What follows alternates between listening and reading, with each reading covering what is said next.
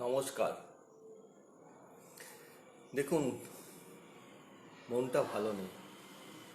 তার কারণ চারিদিকে যা চলছে, এত লোক আক্রান্ত হচ্ছে, তার উপর যারা করোনা যোদ্ধা, কদিন আগে মারা গেলেন একজন এক্সিকিউটিভ অফিসার বিনা ট্রিটমেন্টে। এইরকম একটা মানসিক অবস্থায় আমার এই বিষয়গুলো নিয়ে আমি কেন আসছি, এটা কিন্তু আপনাদের একটু বোঝা উচিত। কারণ আমি অনেক বেশি কনসার্নড আমার নতুন প্রজন্মকে নিয়ে। নতুন প্রজন্মের ছেলে মেয়েদের যে সমস্যা, সেগুলো নিয়েই আমার বেশি মাথা ব্যথা। সেই জন্য এই অসময়েও আমি এই বিষয়গুলোকে নিয়ে আজকে আলোচনায় আসতে চলেছি। আজকে আমাদের আলোচনার বিষয়বস্তু হচ্ছে মানসিক অস্থিরতা এবং আমাদের মনোযোগের অক্ষমতা। এবার দেখুন, যে কোনো বিষয় নিয়ে আলোচনা করতে গেলে আমি একটা বিষয় আপনাকে বলবো। সত্যজিৎ রায়ের কথা প্রসঙ্গ টেনেই দেখবেন, সত্যজিৎ রায় যখন সিনেমা করেছিল তখন এই টেকনোলজি ছিল না, এই ইনফরমেশন টেকনোলজি ছিল না, এই সাউন্ড সিস্টেম ছিল না, এত ডিজিটাল ক্যামেরা ছিল না, কিচ্ছু ছিল না। তবুও সত্যজিৎ রায় যে সিনেমা করে গেছে তার যে মান, এখন এত কিছু থাকা সত্ত্বেও আমাদের যারা সিনেমা করছে তারা কেউ সত্যজিৎ রায় ছায়াও হতে পারছে না। তার কারণটা কি, একটু ভালো করে বোঝার চেষ্টা করুন। সত্যজিৎ রায় যখন কোনো সিনেমা বানাতো, তার স্ক্রিপ্টটা সে নিজে লিখত, তার ক্যামেরা সম্পর্কে তার সাম্যক একটা ধারণা ছিল, ডিরেকশন নিজে দিত। প্রথম দিকে রবিশঙ্কর মিউজিক দিলেও পরের দিকে মিউজিকও তিনি নিজে দিতেন, কাস্টিংও তার। মানে সমস্ত বিষয়ে সমস্ত দিকে একটা সার্বিক ধারণা তার থাকতো, যেটা অত্যন্ত একটা গুরুত্বপূর্ণ বিষয় বর্তমানে। সেই জন্য আমি যখনই কোনো কিছু আলোচনা করব, সেই আলোচনাটা বহুমাত্রিক দিক থেকে করার চেষ্টা করব। কারণ একটা নির্দিষ্ট বিষয় থেকে যদি কিছু করি তাহলে এটা সম্পূর্ণভাবে বোঝা যায় না, এবং সম্পূর্ণভাবে যখন আমরা বুঝতে পারি না, তার সম্পর্কে ধারণাও আমাদের পরিষ্কার হয় না। তা আজকে যে বিষয় নিয়ে আমরা আলোচনা করতে চলেছি, মনোযোগ এবং মানসিক অস্থিরতা, এই দুটো অঙ্গাঙ্গিভাবে একে অপরের সঙ্গে সম্পর্কিত। আপনি যদি মনোযোগের কারণ, মনোযোগ কি সেটা যদি বোঝেন, তাহলে মানসিক অস্থিরতা তার কারণও বুঝতে পারবেন। তাই এই বিষয়টা আমি বিভিন্ন দৃষ্টিকোণ থেকে, বিভিন্ন অ্যাসপেক্টস থেকে আলোচনা করতে চাই। প্রথম যে অ্যাসপেক্টসটা, সেটা হচ্ছে আমাদের ফিজিওলজিক্যাল অ্যাসপেক্টস। সেটা একটা ডাইমেনশন, সেখান থেকে যেমন আলোচনা হবে, তেমনি সাইকোলজিক্যাল অ্যাসপেক্টস থেকেও আমি আলোচনা করব। এই সাইকোলজিক্যাল অ্যাসপেক্টসের পাশাপাশি সমাজ অনেক গুরুত্বপূর্ণ রোল প্লে করে আমাদের মানসিক অস্থিরতার পিছনে, সেই জন্য সামাজিক দৃষ্টিভঙ্গি থেকেও আলোচনা হবে। এছাড়াও ফিলোসফিক্যাল অ্যাসপেক্টস, স্পিরিচুয়ালিটি, এগুলো তো আছেই। আমি স্পেসিফিক্যালি যোগাতে যাব না, কারণ এটা নিয়ে অনেক আলোচনা হয়েছে। তা আমি সরাসরি সময় নষ্ট না করে একদম বিষয়ে আসতে চাই। দেখুন, আমাদের যে শরীরটা আছে, এটা একটা খুব জটিল, একটা কমপ্লেক্স একটা প্লান্ট, একটা বিশাল একটা জটিল বিষয়। এর মধ্যে অনেকগুলো সিস্টেম কাজ করে, যেমন আমাদের ডাইজেস্টিভ সিস্টেম, যেমন আমাদের রেসপিরেটরি সিস্টেম, তেমনি অত্যন্ত গুরুত্বপূর্ণ সবথেকে জটিল যে সিস্টেম, সেটা হচ্ছে আমাদের নার্ভাস সিস্টেম। এই নার্ভাস সিস্টেমের ফাংশনটা যদি আমরা পরিষ্কার করে না বুঝি, তাহলে আমাদের মনোযোগ এবং আমাদের ফোকাস বা আমাদের মানসিক অস্থিরতা, এগুলোকে আমরা বুঝতে পারবো না। তাহলে আমাদের নার্ভাস সিস্টেম কী কী নিয়ে তৈরি, এটা একটু বুঝুন। এবং এই আলোচনার কেন প্রয়োজন গভীরে, তার কারণটা আমি একটা কোটেশন দিয়েই বলতে চাই। বিবেকানন্দ একটা কথা বলেছিলেন, খুব গুরুত্বপূর্ণ। তো what is the difference between an ordinary man and a great man? The difference between an ordinary man and a great man lies in degree of concentration. মানে মনোযোগের উপরই নির্ভর করে কনসেন্ট্রেশনের লেভেলের উপরই নির্ভর করে একটা সাধারণ মানুষ এবং একটা অসাধারণ মানুষের মধ্যে কি পার্থক্য সেটাই ঠিক করে দেয়। তা ফিজিওলজিক্যালি যখন আমি ব্যাখ্যা যাচ্ছি, আমাদের নার্ভাস সিস্টেম মূলত তিনটে জিনিস নিয়ে গঠিত। একটা হচ্ছে আমাদের ব্রেইন, যেটা আমাদের স্কালের মধ্যে থাকে, আর একটা হচ্ছে স্পাইনাল কর্ড, যেটা আমাদের মেরুদণ্ডের মধ্যে দিয়ে আসে, আরেকটা আর হচ্ছে নার্ভস। তা আমাদের ব্রেইনটা আসলে তিনটে ভাগ আছে, ঠিক আছে? আমাদের ব্রেইনের প্রথম যে ভাগটা সেটাকে বলা হয় সেরিব্রাম বা কর্টেক্স, যেটা সব থেকে বড় অংশ, এবং আখরোটের মতো দুটো ভাগ আছে, একটা রাইট হাফ একটা লেফট হাফ, দুটো হাফ আছে। এবং এই ব্রেনের সমস্ত কাজকর্ম, আমাদের প্ল্যানিং, আমাদের মেমোরি, আমাদের স্পিচ, আমাদের প্রবলেম সলভিং এবিলিটি, সমস্ত কিছু কিন্তু এই কর্টেক্সের ফাংশন। বাট লেফট ব্রেইন আর রাইট ব্রেইন নিয়ে যেটা আমাদের একটা বিষয় বলতে হয়, যখন আমরা লজিক্যাল চিন্তা ভাবনা করি, লজিক্যাল কাজকর্ম করি, সেটা কিন্তু মূলত আমাদের লেফট ব্রেন দ্বারা নিয়ন্ত্রিত হয়, স্পিচ বা অন্যান্য যেগুলো, মানে কংক্রিট নলেজ যেটা। আর আমাদের রাইট ব্রেন হচ্ছে আমাদের ইমোশনস, ডাইভার্জেন্ট থিঙ্কিং, ইমাজিনেশন, এগুলোকে কন্ট্রোল করে। এবং তার নিচে আছে সেরিবেলাম বা লিটল ব্রেইন, সেটা ঠিক আমাদের মাথার পিছনের দিকে একটা ছোট্ট অংশ, এটা আমাদের কর্টেক্সের 8 ভাগের 1 ভাগ, একটা ছোট অংশ। এই সেরিবেলামের কাজও কিন্তু খুব গুরুত্বপূর্ণ, সেটা হচ্ছে আমার বডিতে যে ব্যালেন্স, যে আমার যে কোঅর্ডিনেশন, আমার শরীরের মধ্যে বিভিন্ন মাসেলের কোঅর্ডিনেশন, ব্যালেন্স, যেটাকে আমরা রেগুলেশন, এগুলোকে কন্ট্রোল করে, এগুলো সমস্ত কিছু কিন্তু সেরিবেলামের ব্যাপার। এবং সবার শেষে যে অংশটা থাকে সেটাকে আমরা বলি ব্রেইন স্টেম বা মডিউলা অবলাঙ্গাটা, মেডুলা অবলাঙ্গাটা।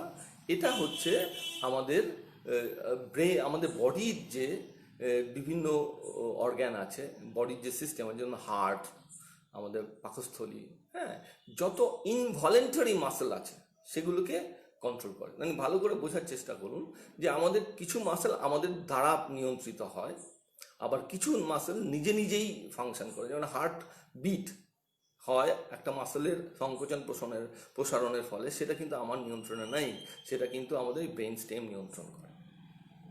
এই ব্রেইনের সমস্ত কিছু একটা কর্ড দ্বারা, দেখেছেন যেমন একটা বড় কম্পিউটারে, ঘরে অনেকগুলো কম্পিউটার থাকে, সেই কম্পিউটারের সমস্ত সিস্টেম একটা মোটা কেবল দ্বারা নিয়ন্ত্রিত হয়, বাইরে চলে যায়। সেই আমার ব্রেনের সমস্ত সিস্টেম আমার একটা স্পাইনাল কর্ড যেটা বলছি, সেই কর্ডটার দ্বারা আমার সারা শরীরে ছড়িয়ে যায়।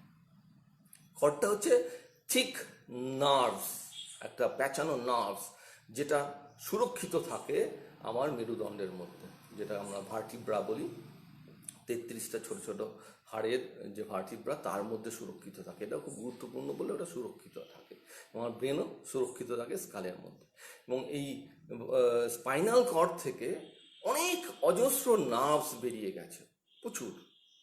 এবং এই নার্ভসগুলো কোনোটা থিক 2.5 সেন্টিমিটার থিকনেস, আবার কতগুলো খুব পাতলা, চুলের থেকেও পাতলা। পারপাসটা হচ্ছে কি, সারা শরীরে এই নার্ভগুলো ছড়িয়ে আছে। এবং মূলত 2 ধরনের নার্ভস থাকে আমাদের, একটাকে বলে সেন্সরি নার্ভস, আরেকটাকে বলছে মোটর নার্ভস। এই ধরুন আমি কথা বলছি, কথা বলতে বলতে ধরুন আমার পায়ে একটা মশা বসেছে, আমি আপনাদের সঙ্গে কথা বলতে বলতেই হাতটা দিয়ে মশাটাকে মেরে দিলাম। মানে ব্যাপারটা কি হলো, আমার যত সেন্স অর্গান আছে, সেই সেন্স অর্গানে যা কিছু আছে, সেই সেন্সেশনটাকে একটা নার্ভ দ্বারা, স্পাইনাল কর্ড দ্বারা আমার ব্রেনে রেজিস্টার্ড হয়। চোখ দিয়ে যখন আমি কিছু দেখি, সেটাও আমার সেন্সরি নার্ভস দ্বারা আমার ব্রেনে চলে যায়।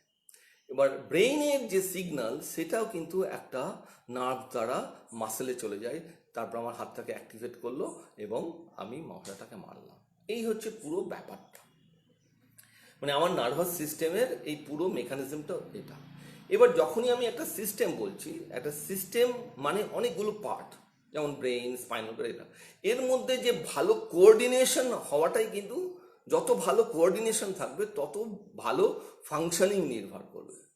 এবং এই কোঅর্ডিনেশনটার জন্য কিন্তু একটা এনাফ ট্রেনিং দরকার। যদি ট্রেনিং ছাড়া কোনো কিছুর কোঅর্ডিনেশন হয় না। কেন আমি এই কথাটা বলছি? আমি দুটো ডিফিকাল্ট আমাদের সাইকোমোটর যে ফাংশনিং, যেখানে এই নার্ভাস সিস্টেম খুব গুরুত্বপূর্ণ ভূমিকা পালন করে, সেটা দিয়ে আমি ব্যাখ্যাতে আসছি। ধরুন, আগে দিয়ে আমি ল্যাঙ্গুয়েজ নিয়ে অনেক কথা বলেছি। ল্যাঙ্গুয়েজ প্রোডাকশন, এটা যদি আমি ভাবি, তাহলে দেখব যে আমরা how we produce language or sound. আসলে আমরা বাতাস থেকেই কিন্তু সাউন্ডকে প্রডিউস করি। মানে যখন lung air comes out freely from our from the passage, oral passage বা নেজাল প্যাসেজ, তখন আমি ইন্টারাপ্ট করে বিভিন্ন সাউন্ড তৈরি করি। যেমন প, ট, ল, এগুলো আমাদের সব স্পিচ অর্গান। আমার ঠোঁট, আমার দাঁত, আমার teeth ridge, tip of the tongue, blade of the tongue, এই সমস্ত কিছু হচ্ছে আমার স্পিচ অর্গানস। এগুলোকে কিন্তু কন্ট্রোল করছে আমার নার্ভাস সিস্টেম। ভালো করে বুঝুন, আমার নার্ভাস সিস্টেম। এবং প্রত্যেকটা ল্যাঙ্গুয়েজের 4টে কম্পোনেন্ট থাকে, এটা সবাই জানে, অনেকেই জানে, আমার ছাত্রছাত্রীরা তো জানেই। যেটা হচ্ছে, একটা হচ্ছে ফোনোলজি, মানে the science of production of sound, science. দ্বিতীয় হচ্ছে syntax, the grammar. And third হচ্ছে semantics, the meaning part. And fourth হচ্ছে প্র্যাগম্যাটিক, মানে প্রত্যেকটা ল্যাঙ্গুয়েজের একটা আলাদা গ্রামার আছে। যেমন আমি যখন বাংলায় কথা বলছি, আমি স্কুলে যাই, আই গো টু স্কুল, ইংরেজিতে। বাংলা হচ্ছে প্রথমে সাবজেক্ট, তারপরে অবজেক্ট, তারপরে ভার্ব। কিন্তু সায়েন্স যখন আমি ইংলিশে বলছি, প্রথমে সাবজেক্ট, তারপরে ভার্ব, তারপরে অবজেক্ট। হিন্দিতে বললে मैं স্কুল जाता हूँ, मैं সাবজেক্ট যদি ম্যাসকুলাইন জেন্ডার হয়, তাহলে সেটা হয়ে যাচ্ছে যাতা হুঁ, মেয়ে হলে হয়ে যাচ্ছে জাতি হুঁ। তো মানে কি, সাবজেক্টের উপরে ভার্ব চেঞ্জ হয়ে যাচ্ছে। তাহলে এটা হিন্দির গ্রামার। তাহলে প্রত্যেকটা ল্যাঙ্গুয়েজের একটা গ্রামার আছে, প্রত্যেকটা ল্যাঙ্গুয়েজের একটা ফোনেটিক স্ট্রাকচার আছে, তার সাউন্ড প্যাটার্ন আছে। এগুলো কিন্তু সমস্ত কিছু কন্ট্রোলড হয় বাই আওয়ার মাসল। এবার আমি যখন ল্যাঙ্গুয়েজ প্রোডাকশন করছি, ভাবুন, আমি নিজেকে দেখুন, আমার মনোযোগ আছে কি নেই, বা আমি মানসিকভাবে অস্থির কি না। এটা এবার এই প্রসঙ্গে আমি বলে রাখি, অনেক বাবা মা একটু গুলিয়ে ফেলে চাঞ্চল্যটাকে মানসিক অস্থিরতার সঙ্গে। একটি বাচ্চা খুব চঞ্চল, সবসময় লাফাচ্ছে, ঝাঁপাচ্ছে, অস্থির করে দিচ্ছে, তার মানে সে কিন্তু মানসিকভাবে অস্থির নয়। এটাকে ভালো করে বুঝুন।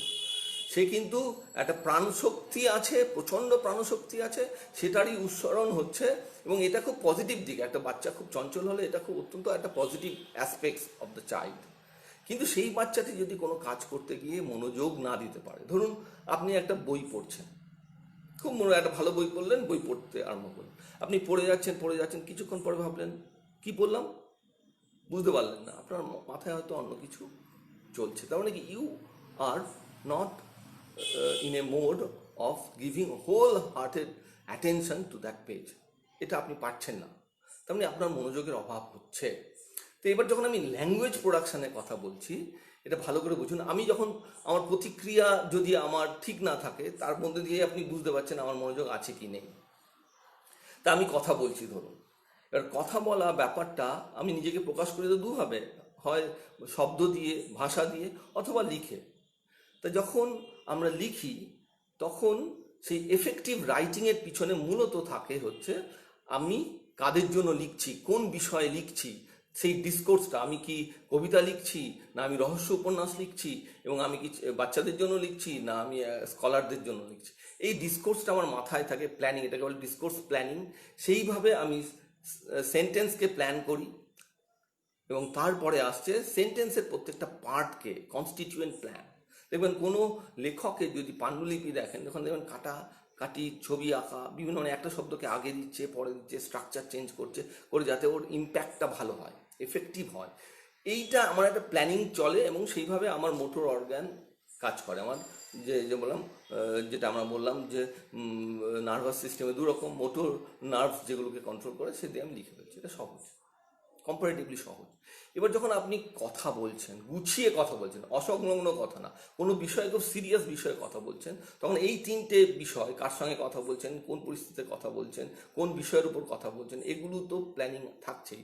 তার সঙ্গে সঙ্গে আপনার কিন্তু ল্যাঙ্গুয়েজের সঙ্গে সঙ্গে আমি ইমোশনকে প্রকাশ করি। তার মানে ল্যাঙ্গুয়েজের ইন্টোনেশনস, তার পিচ, তার ভয়েস মডিউলেশনস, এগুলোও জড়িয়ে আছে। এবং এগুলোকেও ঠিকঠাকভাবে কন্ট্রোল করার জন্য আমার মাসেলকে ব্যবহার করতে হচ্ছে, যেটাকে আমি বলছি মাসেল হ্যাবিট। এবং যে যত ভালোভাবে এটা করতে পারবে তার কমিউনিকেশন তত বেশি এফেক্টিভ হয়ে যাবে, সে নিজেকে তত পরিষ্কারভাবে সবার সামনে তুলে ধরতে পারবে। এবার অনেকে মাল্টিলিঙ্গুয়াল হয়। মাল্টিলিঙ্গুয়াল হওয়ার প্রথম ক্রাইটেরিয়া হচ্ছে আপনি একাধিক মাসেল হ্যাবিট, মানে আমার বাংলা ভাষার কিছু কিছু শব্দের উচ্চারণ বা ফোনিম হচ্ছে দ্য স্মলেস্ট সাউন্ড, সেইটার একটা মাসেল হ্যাবিট আছে, মানে সেই তার একরকম মাসেল হ্যাবিট আছে। আবার যখন আমি ইংরেজিতে কথা বলছি তার একটা মাসেল হ্যাবিট আছে, আমি যখন হিন্দিতে কথা বলছি তার একটা মাসেল হ্যাবিট আছে। তাহলে আমি যখন মাল্টিলিঙ্গুয়াল হব, আমার মধ্যে সেই ক্ষমতাটা থাকবে যে আমি সুইচ ওভার করতে পারছি। যখন বাংলায় কথা বলছি বাংলা মাসেল হ্যাবিটে চলে যাচ্ছি, যখন আমি ইংরেজিতে কথা বলছি তখন আমি ইংরেজি মাসেল হ্যাবিটটা নিয়ে নিচ্ছি। অনেকে দেখবেন একই মাসেল হ্যাবিটে সব বাংলাও বলছে, হিন্দিও বলছে, ইংরেজি বলতে ভালো লাগে না, এফেক্টিভ হয় না। সেই কারণেই তো অমিতাভ বচ্চন কোনো ডায়ালগ বললে তার ইম্প্যাক্ট যা হয় অন্য কোনো অভিনেতা বললে সেটা হয় না, কারণ এটা খুব গুরুত্বপূর্ণ একটা বিষয়। তাহলে এই কমপ্লেক্স মেকানিজমটা কিন্তু totally control by our nervous system. এবং এই নার্ভাস সিস্টেমটা কিন্তু সায়েন্টিফিক ট্রেনিংয়ের মধ্যে দিয়ে এই কোঅর্ডিনেশনটা তৈরি হয়। আপনার যদি প্রপার ট্রেনিং না হয় তাহলে আপনার এই নার্ভাস সিস্টেম ঠিক থাকবে না, তাহলে আপনার কোঅর্ডিনেশনের অভাব হবে, তখনই আপনি বিক্ষিপ্ত আচরণ করবেন, অসংলগ্ন কথা বলবেন এবং সবাই বলবে এ বিক্ষিপ্ত মাইন্ডেড বা এর মনোযোগ দেওয়ার ক্ষমতা নেই। এটা গেল একটা ফিজিওলজিক্যাল অ্যাসপেক্টস। এবার আমি সাইকোলজিক্যাল অ্যাসপেক্টস থেকে ব্যাপারটাকে আলোচনা করব। অনেক থিওরি আছে, আমি জানি, দেখুন আমি আবারও বলছি আমার লিমিটেশনস কোথায়, যে এখানে এত বেশি থিওরি আছে, একটা ছোট্ট বিষয়কে সাধারণের মতো করে সংক্ষেপে বলাটা খুব কঠিন। বিস্তারিতভাবে না বললে আবার সম্পূর্ণ ধারণাও তৈরি হয় না। তা সাইকোলজিক্যাল পয়েন্ট অফ ভিউ থেকে যখন আমি এই অ্যাটেনশন, মনোযোগ, এটাকে দেখার চেষ্টা করব, তখন একটা হালের থিওরি আছে আমাদের খুব সুন্দর, সেটা হচ্ছে ড্রাইভ রিডাকশন থিওরি। সেখানে হাল বলছে কি, যে ধরুন আমরা উদ্দীপক বা স্টিমুলাসে আমরা রেসপন্ড করি জেনারেলি, এবং সেই রেসপন্ডের মধ্যে যদি রিইনফোর্সমেন্ট থাকে, মানে শক্তি বলবর্ধক কিছু উপস্থিত থাকে যেটা আমার চাহিদাকে পূরণ করবে, তাহলে আমি ওই রকম উদ্দীপকে প্রতিক্রিয়া করব। এবং বারংবার যদি ওই রিইনফোর্সমেন্টের উপস্থিতিতে আমি একটা নির্দিষ্ট উদ্দীপকের সঙ্গে বারংবার একই প্রতিক্রিয়া করি, তখন আমার নার্ভাস সিস্টেমে একটা অর্গানাইজেশন হবে, যেটাকে আমি বলছি হ্যাবিট। এবং আমার শিখন বা লার্নিং কত গভীর হলো সেটা নির্ধারিত হয় আমার হ্যাবিট স্ট্রেংথ দিয়ে। আমি একটু উদাহরণ দিই, তাহলে বুঝতে সুবিধা হবে। ধরুন আমি ক্রিকেট দিয়েই বলি, ধরুন একজন ব্যাটসম্যান, বিরাট কোহলি ব্যাট করছে, একজন পেসার ঘাসের উইকেটে বল করছে, 150-160 কিলোমিটার গতিবেগে বলটা আসছে এবং বলটা সুইং করছে, দুদিকে সুইং করছে, একজন ব্যাটসম্যান ব্যাট দিয়ে সেটাকে মারছে। এটা কি করে সম্ভব? তার মানে ওই একই উদ্দীপক স্টিমুলাসে সে রেসপন্ড করছে এবং প্রপারলি রিইনফোর্সড হচ্ছে, এবং তার ফলে তার মধ্যে দিনের পর দিন করতে করতে তার মধ্যে একটা নার্ভাস সিস্টেমে একটা অর্গানাইজেশন ডেভেলপ করছে এবং সে কুইকলি ওই কাজটা করে দিতে পারছে ফ্র্যাকশন অফ সেকেন্ডে। 1 সেকেন্ডেরও কত কম সময়ে সে প্রতিক্রিয়া করছে। এটা হচ্ছে তার হ্যাবিট, এবং তার হ্যাবিট স্ট্রেংথটাই তার প্রতিক্রিয়া করার ক্ষমতাকে নির্ধারণ করে অনেকাংশে। কিন্তু এর সঙ্গে আরেকটা বিষয় দরকার, যেটাকে বলছি আমরা রিয়াকশন পোটেনশিয়াল, মানে আপনার প্রতিক্রিয়া করার ক্ষমতাটা কি খালি আপনার হ্যাবিট স্ট্রেংথের উপর ডিপেন্ড করে? তা কিন্তু নয়। আপনার হ্যাবিট স্ট্রেংথ প্লাস আপনার ড্রাইভ, ধারণা, সেটা আপনার ইন্টারেস্ট, ভালো লাগা, অনেক কিছুর সঙ্গে সম্পর্কিত, এবং তার সঙ্গে সঙ্গে স্টিমুলাস ইন্টেন্সিটি এবং ইনসেন্টিভ। আমি একটু উদাহরণ দিই।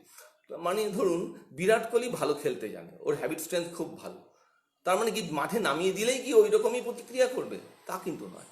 তার মানে হচ্ছে কোন মাঠে খেলছে, সে যদি ইডেনে খেলে, গ্যালারি যদি দর্শক পূর্ণ থাকে, এবং সেটা যদি অস্ট্রেলিয়া হয়, তখন স্টিমুলাস ইন্টেন্সিটি কিন্তু খুব হাই, এবং সেখানে যদি সে খুব ভালো কিছু পারফর্ম করে, তখন কিন্তু তার অ্যাকনলেজমেন্ট বা তার প্রাপ্তিও অনেক বেশি হবে। সেই জন্য সেখানে তার রিয়াকশন পোটেনশিয়াল কিন্তু অনেক হাই হবে। ও যদি পাড়ায় বা কেনিয়ার সঙ্গে ঘরের মাঠে দর্শক বিহীন গ্যালারিতে দর্শক নেই সেখানে যদি খেলে, তখন তার কিন্তু রিয়াকশন পোটেনশিয়াল ওই লেভেলে থাকবে না। এইবার রিয়াকশন পোটেনশিয়াল সমস্ত কিছু আমি বুঝলাম, তাহলেও তো ফেল করে, পারফর্ম করতে পারে না অনেকে। কেন? এইখানে একটা খুব গুরুত্বপূর্ণ বিষয়, সেটা হচ্ছে ইনহিবিশন। ইনহিবিশন হচ্ছে আপনার প্রতিক্রিয়া করার হারটাকে যে সংকুচিত করে, দ্যাট ইজ ইনহিবিশন। দু রকমের ইনহিবিশন থাকে। একটা হচ্ছে ফিজিওলজিক্যাল বা রিয়াকশন, ফিজিওলজিক্যাল কারণ হয় রিয়াকশন ইনহিবিশন, মানে আপনি প্রতিক্রিয়া করতে করতে ক্লান্ত হয়ে গেলেন, তখন আপনার তাড়না কমে গেল, আপনার পুরো কোঅর্ডিনেশন, নার্ভাস সিস্টেমের কোঅর্ডিনেশনটা ব্রেক করবে এবং আপনি পারফর্ম করতে পারবেন না। এটা হচ্ছে আপনার রিয়াকশন ইনহিবিশন। আরেকটা হচ্ছে সিচুয়েশনাল ইনহিবিশন। সিচুয়েশনাল ইনহিবিশনস হচ্ছে পরিবেশ আপনাকে ইনহিবিট করলো, মানে আপনি খুব গুছিয়ে কথা বলেন, কিন্তু যেই মাইক্রোফোন হাতে দিল আপনি আর কথা বলতে পারছেন, আপনি ঠিক গুছিয়ে কথা বলতে পারছেন, মানে সিচুয়েশন আপনার প্রতিবন্ধকতা তৈরি করছে নিজেকে প্রকাশ করতে। তাহলে অনেকে বুঝবে না, সে ভাববে যে এ তো পারে না, এ তো কোঅর্ডিনেশন নেই, অনেক কিছু। তাহলে এই ইনহিবিশনটাকে কমাতে হয়, কারণ এই reaction potential equal to habit strength into drive into stimulus intensity into incentive minus inhibition. তাহলে ইনহিবিশনটাকে যত কমাবেন তত আপনার প্রতিক্রিয়া করার ক্ষমতাটা বাড়বে। সেই জন্য দেখবেন যারা প্রফেশনাল প্লেয়ার হয় তাদের একজন ফিজিক্যাল ট্রেনার থাকে, কারণ ফিজিক্যাল ট্রেনার তাকে ফিজিক্যালি বেশি স্ট্রং করে দেয়, যাতে সে অনেকক্ষণ খেললেও তার মধ্যে রিয়াকশান ইনহিবিশন একদম মিনিমাইজড হয়। এবং সিচুয়েশনাল ইনহিবিশনকে ট্যাকেল করার জন্য তার মনস্তত্ত্ববিদ থাকে, সাইকোলজিক্যাল সাপোর্ট থাকে। সেই জন্য এখান থেকে আমার মরাল অফ দ্য ডিসকাশন হচ্ছে এটাই, যে আপনার সন্তানকে আপনি ফিজিক্যালি স্ট্রং করুন, ফিজিক্যালি ফিট করুন। অনেক বেশি ফিজিক্যাল ফিটনেস তাকে যে কোনো ফিল্ডে তার রিয়াকশান ইনহিবিশনটা কমিয়ে দেবে, সেটা গান, সেটা নাচ, সেটা গবেষণা, পড়াশোনা, যে কোনো ফিল্ডে। আর সঙ্গে তার পজিটিভ সাপোর্ট সিস্টেমের জন্য তার সাইকোলজিক্যাল সাপোর্ট সিস্টেম দরকার, যাতে সিচুয়েশনালি সে ইনহিবিটেড না হয়। এবং এর সঙ্গে আরেকটা আমি বলে একটু থিওরিটিক্যাল হয়ে যাচ্ছে, আমি জানি অনেকের একটু অসুবিধা হলেও হচ্ছে, কিন্তু আমি এইটা কিন্তু ডেলিবারেটলি ক্রিকেট দিয়ে বলছি, তার একটা কারণও আছে। কারণ একজন বিখ্যাত কোচ আমার মোটিভেশনের ভিডিওটা দেখে আমাকে ফোন করেছিলেন এবং জানিয়েছিলেন যে সত্যি তিনি খুব উপকৃত হয়েছেন এবং ভবিষ্যতে ক্রিকেটের বা এই খেলাধুলো নিয়ে একটু ডিটেলসে যেন যায়। তা এই টপিকটা খুব রিলেটেড টু স্পোর্টস, সেই জন্য আমি ক্রিকেট দিয়ে একটু বলছি। তা আরেকটা হচ্ছে অসিলেশন এফেক্ট। অসিলেশন এফেক্ট হচ্ছে এই যে ইনহিবিটরি পোটেনশিয়াল যেটা আমি বললাম, সেটা কিন্তু ফ্ল্যাকচুয়েট করে প্রতি মুহূর্তে, সেকেন্ডে সেকেন্ডে, মিনিটে মিনিটে আমাদের মধ্যে, because of different aspects in our physical body, mind and outer reality, মানে বাইরের পরিবেশের কারণে, ভিতরের অনেক কারণে প্রতি মুহূর্তে ফ্ল্যাকচুয়েট করে। যেমন হার্টবিট যেমন ফ্ল্যাকচুয়েট করে, সেই ইনহিবিশন পোটেনশিয়াল কখনো বাড়ে কখনো কমে প্রতি সেকেন্ডে সেকেন্ডে, এটাকে বলছে অসিলেশন এফেক্ট। আমি একটা উদাহরণ দিলে বুঝতে পারবেন। দেখবেন যখন অলিম্পিকে তীর ছোড়ে, তীরন্দাজিতে, তখন দেখবেন মাঝখানে হিট করলে 10, তারপরে এগোলে বাইরে গেলে 9, 8, 7, 6। এবার যারা চ্যাম্পিয়ন হয় তারা দেখবেন 3টে তীরই প্রায় 10-এ হিট করে বেশিরভাগ ক্ষেত্রে। এবার আপনি বলছেন যে অনেকে পারছে না, কিন্তু সবাই কিন্তু ভালো, সবারই হ্যাবিট স্ট্রেংথ একই, প্রায় ড্রাইভ একই, ইনসেন্টিভ সব এক, তবুও কারোর অসিলেশন এফেক্ট হাই, কারোর লো, মোমেন্টারি যে ইনহিবিটরি পোটেনশিয়াল। এটা খুব মারাত্মক লেভেলে যায় যখন হাইয়েস্ট লেভেলের স্পোর্টসে আপনি যাবেন।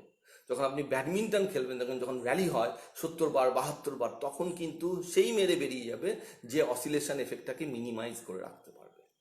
এবং এই যে বিষয়গুলো, এগুলো কিন্তু মানডেন অ্যাক্টিভিটিতে হয় না। যারা হাইয়েস্ট লেভেল অফ স্পোর্টস, আপনার এই নার্ভাস সিস্টেমের ট্রেনিংটাকে কিন্তু একদম দারুণভাবে কোঅর্ডিনেটেড করে, একটা টোটাল অর্গানাইজেশনটাকে দারুণভাবে করে, তখনই কিন্তু আপনার দ্বারা এক্সট্রা অর্ডিনারি পারফরমেন্স সম্ভব। এটা একটা দিক। সেই জন্য এটাকে কি করতে হয় দেখুন, আমি পুরো আলোচনাটাকে একটা লাইনে সাম আপ করবো যাতে বুঝতে সুবিধা হয়। মনোযোগ কখন আমি দিতে পারবো, যখন আমার মধ্যে স্কিল আছে এবং স্কিলের সঙ্গে সামঞ্জস্যপূর্ণ চ্যালেঞ্জ আছে।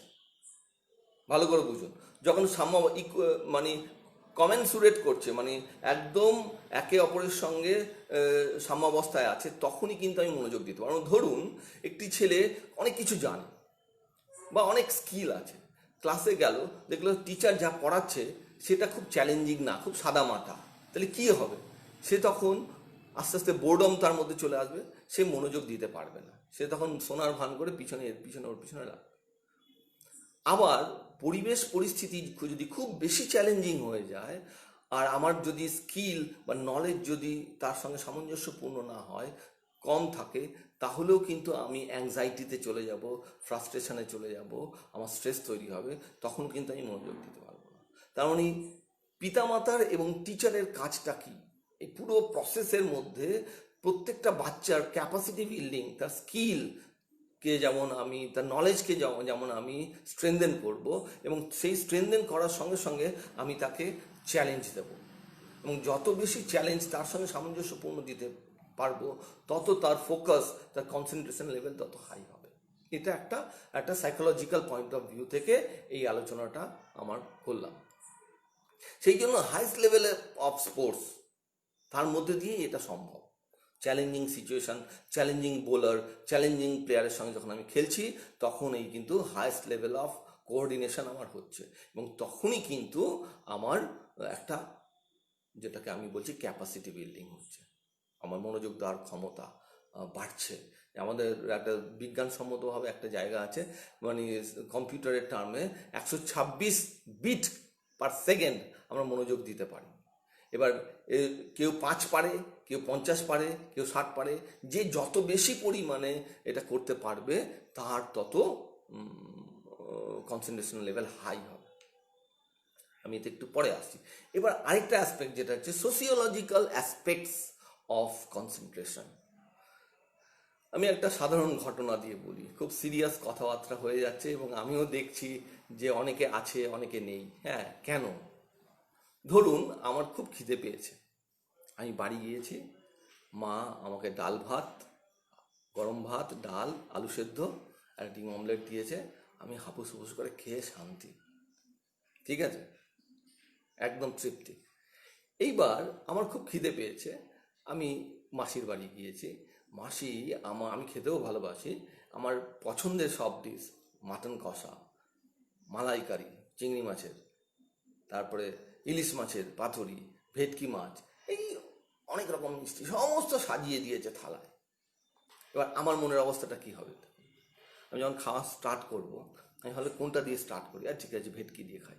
ভেটকি দিয়ে খেতে খেতে দেখছি আরও দুটো ভেটকি পড়ে আছে, না ওটা খাবো না, তাহলে আমি চিংড়িটা খেতে পারবো না, চিংড়িটা খাই। চিংড়ি যখন খাচ্ছি চিংড়ি আছে, আর চিংড়ি বেশি খাওয়া হয়ে গেলে, ভাত পেট ভরে গেলে, তো ইলিশ খেতে পারবো না। আর ইলিশ আমি কোনো কিছুতেই কিন্তু আমি কনসেন্ট্রেট করতে পারছি না।